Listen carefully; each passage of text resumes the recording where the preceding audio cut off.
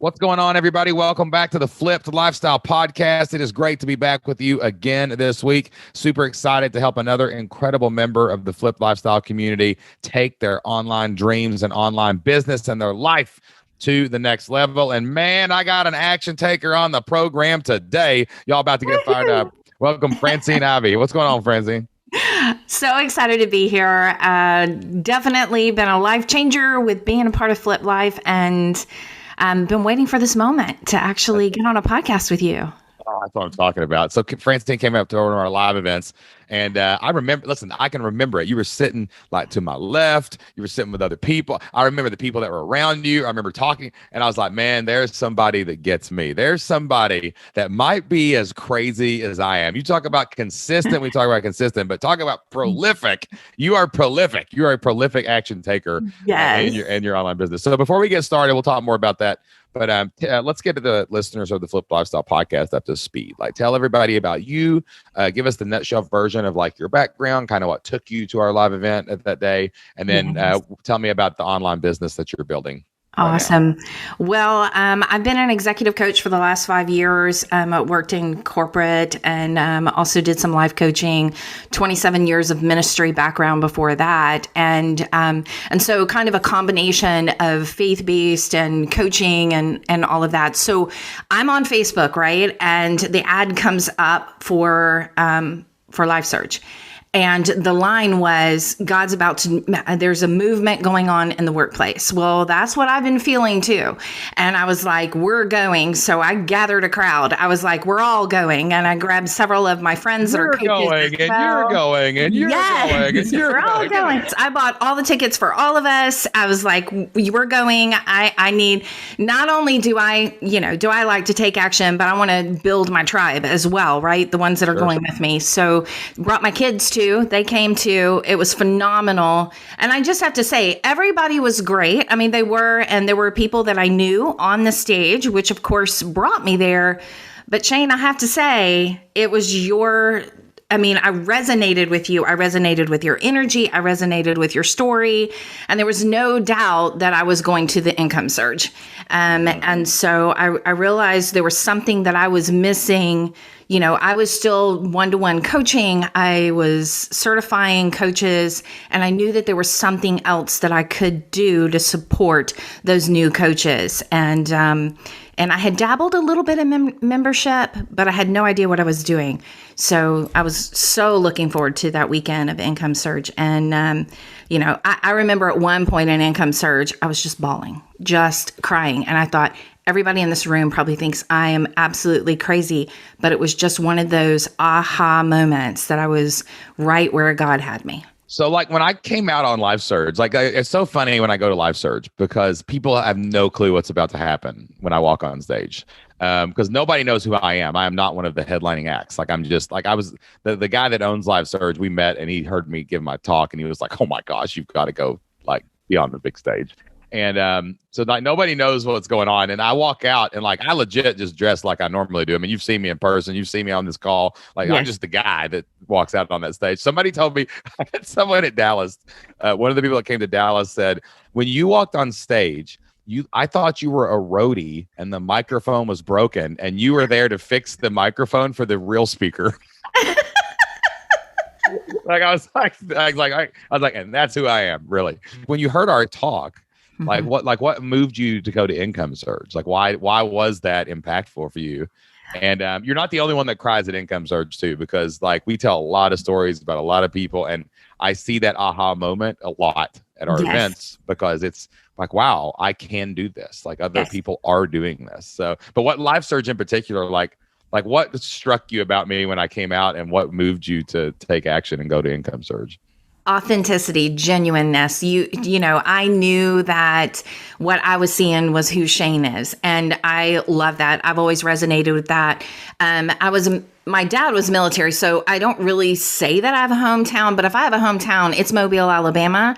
So your Southern accent resonated with me right off the bat. And then, of course, the simplicity of what you were offering, right? The line, if you can get 100 people to pay you $50, there's $60K. And I was like, well, I can get more than 100 is what I thought. Man, I can do this. Like, I can see this happening. And instead of trading hour for hour, you know, your story about your son, we've all been there when we felt trapped in a job, right? Mm-hmm. And someone else was controlling our time. They were controlling our income. They were controlling our promotion. And I've always pushed against that. I'm an only child. I've pushed against structure from the very beginning. My parents said probably I came out of the womb that way. And so the story it resonated with me. I've been there. I never want to go back there again. And I think that's probably the pain that keeps me moving forward. And then, of course, the goal being so many other things that pull me forward, right? The push and pull, right? Yeah. You gotta have that motivation, especially when there's like multiple lines you cross and when you become an entrepreneur and you do start making money yourself, mm-hmm. like there is that I am never going back. Never. And I've told many people, they're like, well, what would you do if this business failed? Or what would you do if that business failed? I'm like, well, one, I'm not going to let that happen because I'm going to roll up my sleeves and open my wallet and invest my time and treasure into this business. Absolutely. But the second thing is like, oh, I will not go back. I will find a way to, and I build security within myself. Like we own a house outright. We paid off a house, like all those things. Like I'm creating a scenario. Once you figure out you can create the life you want, yes. you figure out you can build scenarios that protect the life that you have. Amen. And I'm not going to rely on anybody else. I ain't going back. I ain't never going back. I will fish and hunt for my food before I go back. Yes. Once you get to this side, you just don't. My dad always told me growing up, he was an insurance man, but he was an independent agent. And he always mm-hmm. said the worst day working for myself is better than the best day working for somebody else. Yes. And you can build your dream or you can build somebody else's dream. Absolutely. So, now you can get on board with somebody's dream, build it together. I kind of like that. That's kind of a cool thing. But that is cool. All right, so let's talk about your business. Okay, so it's kind of a combination of like faith. I like the life coaching, the way you presented that. Actually, it's like faith plus personal development, life coaching plus workplace coaching. Mm-hmm. It's a very holistic, like mind, body, soul from a Christian perspective, and that's the kind of coaching you're doing. Coaching, we know, doesn't scale. Eventually, even with group coaching, you're going to hit a block on time for dollars, right? So you're going to have to either rotate people out of your coaching program and find new clients, mm-hmm. Or you're going to have to like be stressed to the max because you're constantly looking for new people or your schedule's completely full, right? Absolutely. And there's multiple paths that we talk about in online business. Like I love courses. I love coaching. I think freelancing is a great opportunity for a lot of people. Mm-hmm. But my favorite's the membership model. I mean, that's really where I live because that's scale of impact, that's scale of income, that's scale of influence. Absolutely. So tell me about your journey so far. Where are you at building the membership? Where are you at launching the membership? Where are you at getting the everything built out right now? Awesome. We're launched messy, right? It ain't gotta be perfect. That's right. Ain't got to be perfect. Just get it out there. We've launched messy. It has improved as we've gone. We have 17 members right now. Awesome. And growing. Right now I'm in, I've built out, I feel like, well, no, I don't feel like, I know I have a fantastic, amazing product. Now I'm in marketing mode, just getting it in front of as many people as I can. I've just, honest to goodness, I've just followed the blueprint. I knew that day at Income Surge, I was about to invest in the God call in my life and invest in me. And so when I wrote that check and said, let's go, I had already bought in because I heard your story and this is a simple model. Let's make this thing happen. Invest in myself, invest in what God's put in me. And it's Katie bar the door at that point, right? And that's a Southern thing too, I think. I know what Katie bar the door means now. Yes, right? That means get out the way because something's about to break through the door. Yes, that's right. That is right. So anyway, but and so that's where I'm at. I'm just trying to get as much exposure as possible to what I know is great. So how did the membership model so interesting? Like it feels so different than coaching. Like coaching's cool because like coaching's almost a validation of your expertise, but like I feel like coaches are much more confident than other entrepreneurs sometimes, because coaches go out there and they're like, when you decide to coach someone, like, you know your stuff. Like it doesn't matter what anyone asks you when you take that leap. Like people, you're going to be able to know the answer, right? A course is also interesting because it's like, it's more passive. So there's a little more distance between you and the success. I remember when we sold our first course and like someone bought a video that I actually recorded and I was like, cool. But it was still kind of like there was a separation there. But like a membership is like buying into your philosophy. Like these people are buying into like being with you for multiple months and growing and learning like with you. Yes. So it's like 17 members. Like there's some people out there right now going, I want 17 members, right? Like, but like what did it feel like when you open the door and you're like, yes, people bought this. Like this is because if you can find one, you can find 101 or 1,001. Yes. So like it's just a matter of how big you want to scale at this point now. Like what did that feel like when you got that first member? Oh, it was incredible. Like, wow. And for me, you know, I'd done the one-to-one coaching. I knew the value of that one-to-one coaching. I knew what I was able to do, but it was a whole different leap to think, okay, one-to-many. I knew a greater impact. I knew I had to get what God had placed in me into others. And I knew this one-to-one was not going to make the impact that I really wanted to do on the world, and especially in the culture of the workplace. So anyway, so I knew membership was the way to go. It was the best avenue or vehicle for me to get this out. But to realize that people saw value in it. Not just you saw value in it. Yes. Right? Other than this one-to-one, I'm on Zoom. You know, I really had owned that one-to-one so hard that I had to take a leap right there and say, people would like one-to-many too.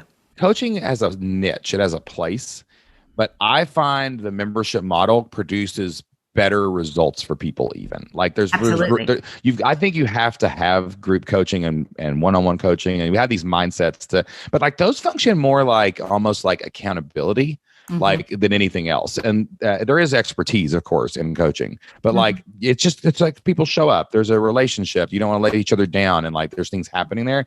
But when you put people in a big community and the community is doing things, groupthink is the most powerful thing in the world on good and bad sides. Like history is filled with when the community gets on with something, crazy things happen. Like, you know, like we had our church one time, they drove this van for a disabled child in that they bought for the family, like because the whole community got involved. Like these epic things. Their history's riddled with bad things that happen. Like group mentality, like we call it mob mentality, but on the positive side, it's like group or fellowship mentality. Yes. And that's what you're creating. And when you do that, you create momentum for the whole community, right? Yes. Then you can serve them pockets of them at a time in coaching, and then put them back in the community when they take off. And you can do all these other things to create that. So let's transition to marketing mode. First of all, congratulations. Launching your membership is a huge deal because we're just so proud of everyone that makes it to that finish line, gets it launched, and then goes out there and gets members to prove the concept. We now know for a fact there is a great value exchange here. People want this, and now it's just a matter of finding more people. So let's talk about marketing. Internally, what fears do you have? Like, what's holding you back right now in your marketing? Like, where are you stuck? Like, what's that human doubt and stuff that's creeping inside of you now that this is out there? Like, why are you not scaling this to 1,700 instead of 17? Yes. Like, what's inside of you holding you back a little bit right now? I think learning curve around emails, even belief system, right? I'm just beginning to get an idea. I was the one who never read emails. And so I'm having to overcome the first thought I had to realize was I'm not everyone. And it's working for so many. So I had to overcome the thought process that people actually read emails. And then because I don't read emails, right? I wasn't proficient at them. I wasn't good at them.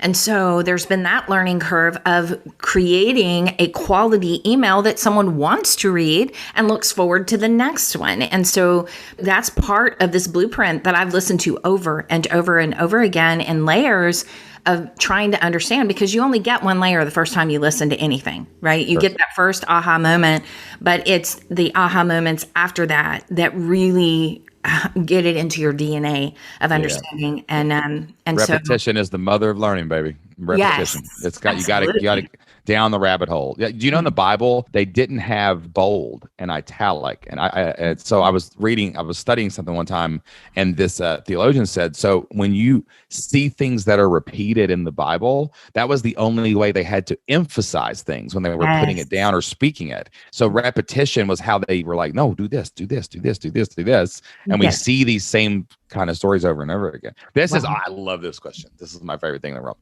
Do you know who does read emails? People who buy things. Yes. I've heard you say it, and I was like, okay. Right? Yeah. So I think that's one thing you got to realize is like 80-20 Pareto principle. 80% of people are never going to read your emails. Right. Every email you send out, I don't care if you have 100,000, 1,000,000 people on your list, 80-90% of them are not going to read. Like Russell Brunson told me one time, we were at an event that he was doing, and I asked him about his open rates. They only have like a 10% open rate. That's why they're so proficient at getting more emails, because they have to. You need 10 million emails to have 10% open them. Okay. Yes. So it's not. We have to let go of that, because in real life, if we're not being heard, it hurts. In real life, if you say something in a group and they ignore you, it feels bad. But in the online world, that's not, we have to detach ourselves from the outcome of people hearing us. We're providing the opportunity for people to read our emails. So like it's a total mindset shift there from outcome to opportunity. Absolutely. I'm giving these people an opportunity to read an email that I know is good. If they don't read it, I am not emotionally attached to that outcome. I'm only going to focus on the people who did open it and did click it. Yes. Okay? So that's the bias, and then your bias that you've already got this. Like it doesn't matter what you do; it matters what your audience does. Jocelyn's notorious for this. Like she honestly hates my emails. Like she hates how much I email. She hates me sending emails. She doesn't understand why anyone ever reads my emails, even though we actually do get really good open rates and click through rates, and like our unsubscribe rate is like 0.5 or something. But she's like, I just don't get it. And I'm like, she's like, I have so many emails that I never read. And I'm like, yeah, I'm not emailing you. Yes. You're not the person I'm trying to talk to. Like you're the choir. I'm not. That's preaching to the choir. Yes. And so I'm just like, that's something you got to like go at. You have great skills at writing and speaking. So I mean, your stuff is confidently good. Thank you. Thank you. Yeah, I think the most powerful statement you made that just, I mean, honestly, I wrote it down and put it on a sticky note. Learned about sticky notes, right? We love sticky notes. Yes, I put a sticky note on my main. I have a big monitor on my desk as well as the smaller monitor, and I put the sticky note on there that says, "Email them until they buy or subscribe." Buy, subscribe, or unsubscribe. Yes. Lukewarm, get off my list. Yeah, unsubscribe. I said that wrong. Yes, and it set me free. I mean, I was like, that's right. I can opt in and opt out. That's really up to them. If my voice doesn't resonate with them, good to go. It's okay. I like to treat people like adults. And I think that we are all given so much freedom in life to choose things. Like we all have choices every day. And I think like it takes away people's, like if you go into this mentality of, I have to please everyone on my list and I've got to make everyone happy and I can only email them so much. No. Our job is to give everyone choice and opportunity and let them unsubscribe. That's fine. I'm not for you. That's cool. I'm totally okay with that. Yes. And or buy my thing or stay around and get the feel for it. I'm going to email you like 5 times a week. You're going to know pretty soon whether you like it here or you don't. So that's fine. You want to sit around? Go ahead. You want to unsubscribe? Go ahead. You want to buy? Go ahead. It's our job to give people choices. And that's what emails are. Like if you don't like getting emailed 5 times a week, then you probably shouldn't be on my list, but you don't know that until you get on my list. I've never heard anyone say this on the podcast or in coaching. This is a new thing that no one's ever heard before. You said, I don't read the emails, so I don't really know how to write the emails because I'm not familiar with writing these emails. Most great authors will, if you ask them, how did you become a great writer? They said it's because I'm a great reader. Like I go read books. You need to find out the top 10 people in your space that are similar to you, and you need to go subscribe to their email list. Yes. And you need to read all their emails. I do this all the time. I actually have a whole email account set up that like most people would be like, why did you sign up for all this spam? It's nothing that's like what people would call spam. I'm like, no.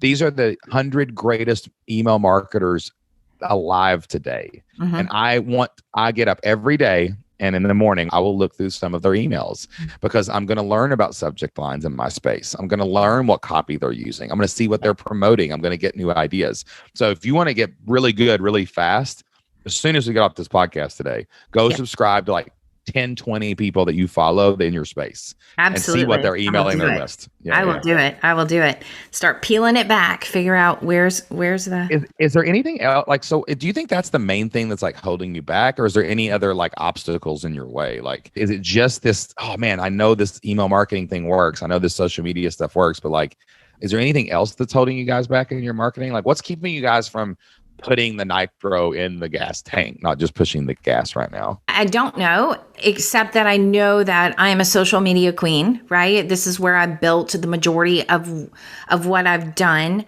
I did go and subscribe. I mean, I did go and join a bunch of groups that have my ideal client in there. And I've started posting. I do have my freebie, my lead magnet, all of those kind of things. I don't know if the consistency's there because I'm still in the learning curve. I don't know if there's other things that I need to be a part of. You feel like you're turning all the wheels, but you feel like maybe it's not growing as fast enough, or not people are getting in there basically as much. And I think I'm also learning my verbiage around fully helping them understand what is in that membership. The problem you solve, basically. Yes. Yeah. That's probably it. Let me tell you some traps real quick in this phase of your business, okay? Okay. There are some traps that happen when you launch, you get members, and now you're like, there's always plateaus. There's a launch plateau. There's another plateau around 100. There's another plateau around 250, then 500. Once people get past 500, it starts kind of getting stupid. It gets crazy. Woo! So like, we're looking for stupid. We want the stupid. Yes. Most people that go out after they launch and get members, they focus way too much on their product. And they focus way too much on their justification of themselves and their expertise and their background and whatever. If I was going to look at your marketing or your social media right now, I would need to see immediately the problem that I have that you solve. Like, there is nothing else that matters in the marketing. Like, you can talk about how your community is beautiful, and you can talk about how the people are awesome. You can talk about your courses. So growing a social media following, we don't think like that. We think about showing our story and showing ourselves. So like social media queen, you probably do a lot of this. You tell about your journey. You talk about this stuff. That's important. But there has to be a shift to basically making people hurt. Oh, that sounds terrible when I say that out loud. No, I understand. Yeah. We've got to like bring up problems and agitate those problems and pour salt in the wounds of those problems, so that people eventually say, man, she's right. This really hurts. What is the solution again? And I don't even need to know the solution at that point. I just need to know you have it. Like, if my foot hurts, I don't need to know what's wrong with my foot. Yes. I need to know where the foot doctor is, right? Yes. And I'm going to go to the foot doctor to get the foot solution. And, so this is what you've got to do with your market. So you might have to there might be a shift here in your strategy a little bit. You might need to look at what you're doing on social media and say, okay, well, how many times do I post a week? If I post 10 times a week, how can I make half of those problem aware posts? How can I make my audience problem aware? And how do I do that faster? Right? Like, when I go on stage, like not at a Live Surge event, because that's more of an inspirational event. If I go to like an industry event where I'm really trying to help people, like I spoke at Podcast Movement last year, which is a big podcast conference. First thing I said when I went out there is, have you ever recorded a podcast and not as many people listen to it as you hoped they would? They're ready to listen now. Because me too, but I figured it out. So that's it. They're problem aware, right? Or have you ever wanted to make a living on your podcast, a full-time living? I think my talk was called How to Make a Full-Time Living on Your Podcast, even if you're not making a penny right now. Wow. So people know it's not about Shane Sams. It's not about my story. That this is going to be about somewhere in here. I'm going to show you how to make your full-time living as a podcaster, no matter where you're starting from. Okay. So like the problem aware strategies will help people get into your membership faster. So just in your existing audience, if you just did this, there's probably another 17 or 70 or whatever people that aren't jumping into the membership that should be, but maybe they're not problem aware. The first people are usually person aware. I love Francine. The first people that come in are usually passion aware. Like, I love this topic, but like, they're not they're not problem aware. So maybe that's a shift you could make in your marketing going forward. Does that make sense? Yeah, you're totally describing where I'm at. Yeah. Awesome. Okay. Totally. All right. So that's something we can jam on is, in coaching and things like that is getting that around. Now, audience growth, that everybody wants to do marketing to the people they already have. Mm-hmm. And that's great. That's part of it. But I'm going to show something. If you're watching on YouTube or on the video podcast, which you all should be subscribed to our YouTube channel. Do you see this little document right here? Yes. All right. So I'm holding up a PowerPoint, and there are 5 columns on this. This is the entire business plan of Flipped Lifestyle that you're looking at. This is it. This is it. This little sheet of paper I keep printed. I keep multiple of them around. I carry it everywhere I go. Mm-hmm. Every decision that I make in our business is ran through this. Every decision anyone on my team makes is run through this. If it does not exist on this paper, it does not exist for us. It goes into what we call the idea bucket. So the idea bucket is all the stuff that's not on this that we will talk about at our next quarterly planning retreat, and maybe we'll incorporate it in this, right? Here's what happens. Okay, so there's 5 columns. There's marketing, there's audience, there's sales and leads, there's delivery, and then there's ascension. So basically you take people from discovery to purchase all the way to buying more stuff from you. Okay. Yes. Now, when people launch their membership, the membership lives here, right in the middle of this column. Everyone knows they've got to go back one thing. They've got to go back one thing to, I've got to create a podcast. I've got to have social media. I've got to have people following me to get them on my email list. And then I got to market people on my email list and on webinars to get them into my product, right? And everyone focuses so much right here. But what happens is you start spinning. You see these 2 arrows that are kind of directing back and forth between these 2 columns right here. Everyone gets stuck in this loop because that loop is very important. That's the loop where your existing audience joins your membership and your product, and they still listen to your stuff, so they gain more affinity. There's a loop here that people get stuck in, and they only market to the people that already know about them, right? But literally 75% of my time that I think about in my business as CEO, as podcast host, as the speaker, as the front man of the company, 75% of my mental energy goes to how do new people find me. Wow. And that has nothing to do with the content that I create. That is what they find. That has nothing to do with how they find, right? So people get stuck there. They're like, I'll just record more podcasts. I'll just make more YouTube videos. I'll just make more blog posts. But you're just talking to the people that already know about you when you do those things. Okay. So now we have to say, so let's have a new mindset here. How do I get more people to find me? Okay. So we have a couple of big strategies that we use. One is I pour money into it. Okay. So I invest money into ads, but my ads go to my podcast. My ads do not necessarily go to opt-ins. They do not necessarily go to here's my product, which everybody else does.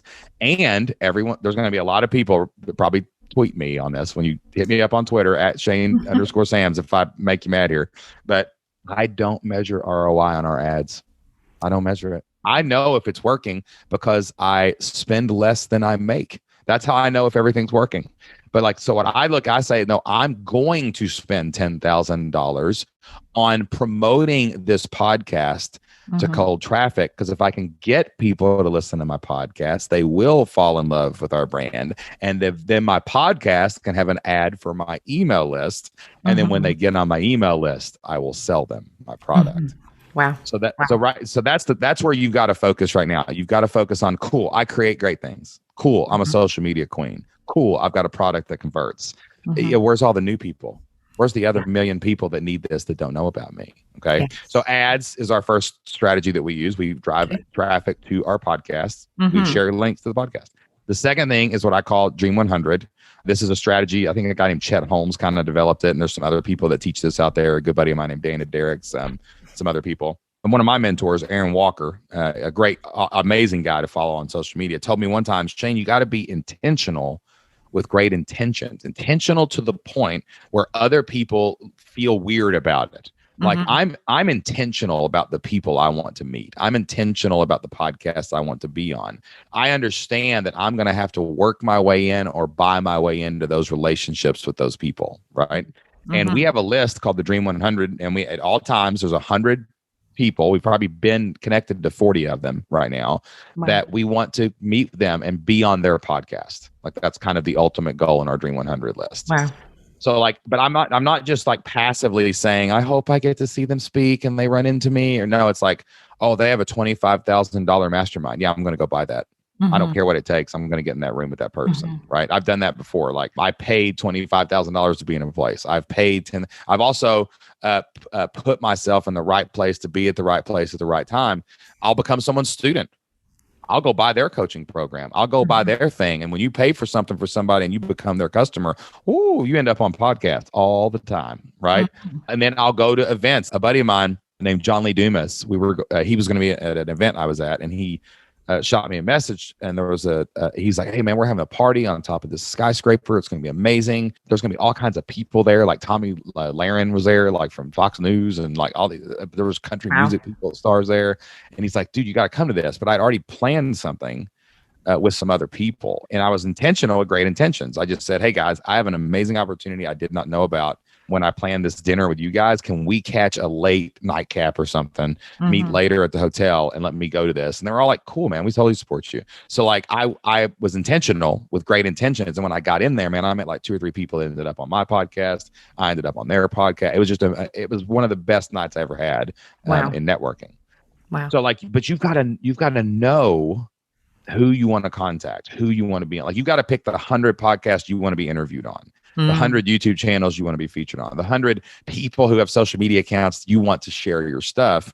And then you got to think about it and strategize a way to get relationships with those people. So that's 2 of our strategies that we use. But like I spend 75 to 80% of my time on this line. I consider marketing discovery. Wow. New people must find me. When I'm emailing my list, that's not marketing, even though it's called email marketing. That's promoting. There's a difference. Marketing is new people. Promoting is people who already know about me. Okay. So you got to, I don't think we got to go down the rabbit hole of all your strategies. I'm not saying you even have to use mine, but like, that's what you need. Those are the questions. I love that. What are you thinking about? I love that. So, okay. Vulnerability for a moment, right? Go ahead. So Dream 100 definitely have thought about the fact that there are podcasts out there that I need to be on. Limiting beliefs, right? Like there's certain areas I've overcome limiting beliefs. I know I can do this. I know I can do that. But then all of a sudden you hit a layer and you're like, why would they want? And how do I even present? And, you know, and you can feel, I mean, you know, it's fear. It's not that I can't figure all that out, but it is that limiting belief of why would they want me on their podcast? Let's chip away at that, just that particular fear. Okay. You create content. I create content, right? What's the hardest thing about creating content? Knowing what to do next. What do I create? What am I going to start with? Like sometimes I will just go read like other people's subject lines to get ideas for my own content, right? So like think about this in the lowest barrier to entry. Okay. How are they finding guests on their podcast? They got to come up. Well, someone's got 2 podcasts a week. They got to find 104 interesting people a year on their podcast. So the worst case scenario is they can't find nobody else and they need somebody and you're there. Cool. Yes. That's low barrier to entry, baby. I'll be the last picked at dodgeball. I'm ready. At least I'm on the team. Right. Yeah. So, you know, I get my win. I don't care. So that's one thing. Everybody needs guests. Everybody wants new guests. Wow. All right. So 2, here's another thing. Has anyone ever asked you your opinion before? Yeah. Have people paid you for your opinion? Have they done that before? Yes. Okay. So why would someone not want to talk to you about your opinion for free on their podcast? That makes no sense, right? Like you're already like, hey, I'm offering, I'll come for free. People pay me to talk to me. Cool. Like, why would they not do that? You know? Yes. See, in your head, you're thinking, I have to have a book. I have to have this. I have to have that. I ain't got a book. I've made more money. I've made more money than every author I've ever met. Yes. I don't care about no book. I chose to be a podcaster. I chose not to write a book, right? People tell me all the time to write a book. I'll probably eventually write one, but I'm only going to write a book to give it away to make more people give me money in coaching and podcast and on my community. Like that's why I'm right. It's why you write. Why? So like, no, you ain't got to. You do not have to have all that stuff. Like I'm so glad because I'm like you. I'd rather speak. Just put me live. If I ever write a book, it's gonna be because I'm gonna record something and someone's gonna write it for me. Yes.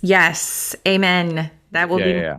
Yeah. This probably is a good place to kind of circle back and kind of put a bow on this podcast. It's like that. What you just said is like, it's not about you.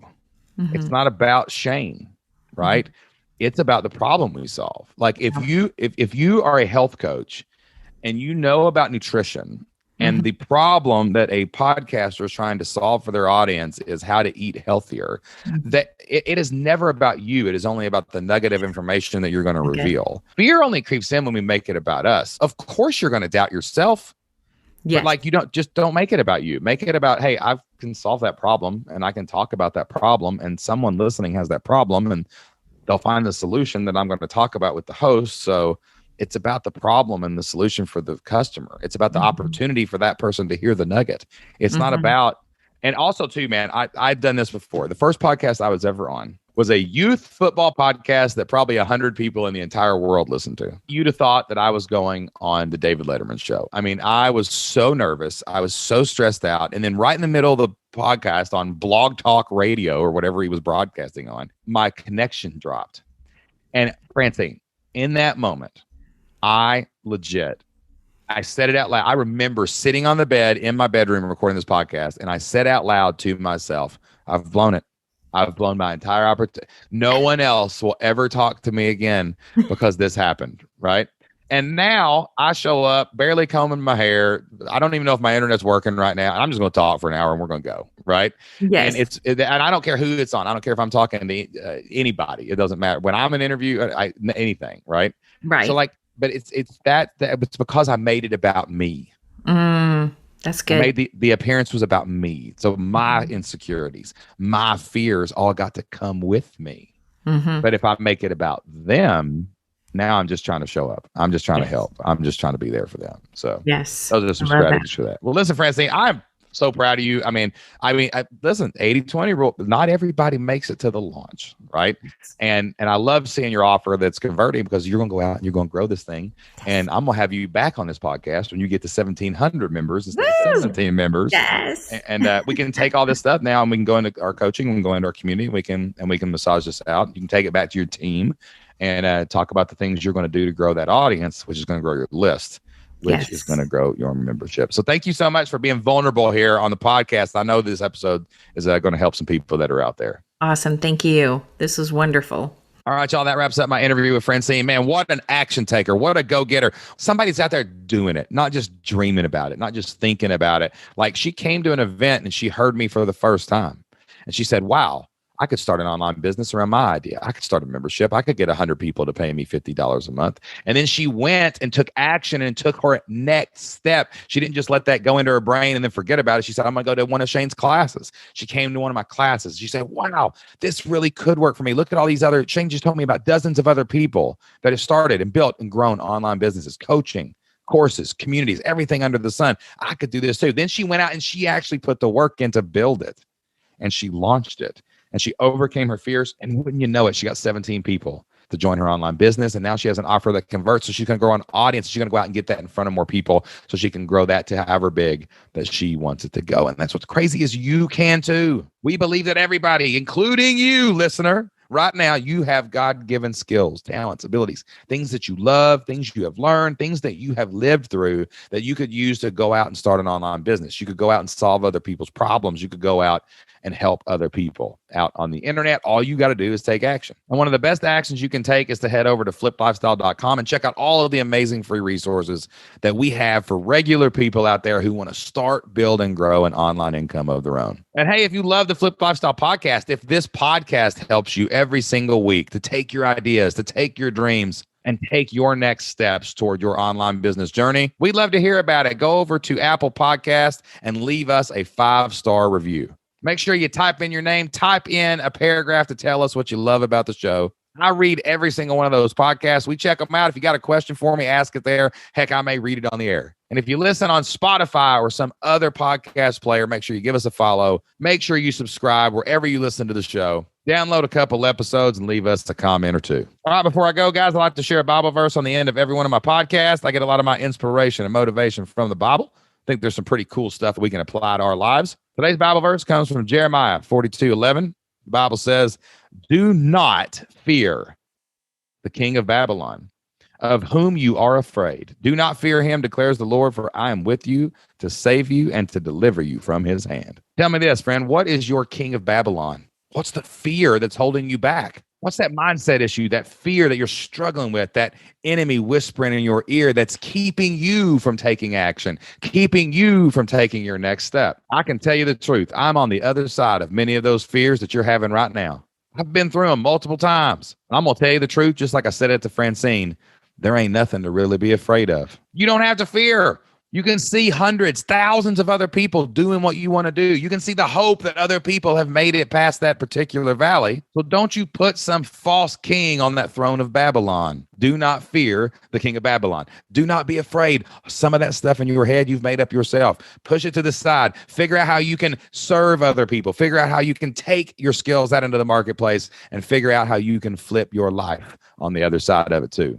Do not be afraid. All right, guys, that's all the time I have for this week. Can't wait to see you again on the next episode of the Flip Lifestyle Podcast. Until then, get out there, take action, and do whatever it takes to flip your life. I'll see you then. Whenever I think of you, I think of like, this person's crazy. They're just taking action at every minute of every day.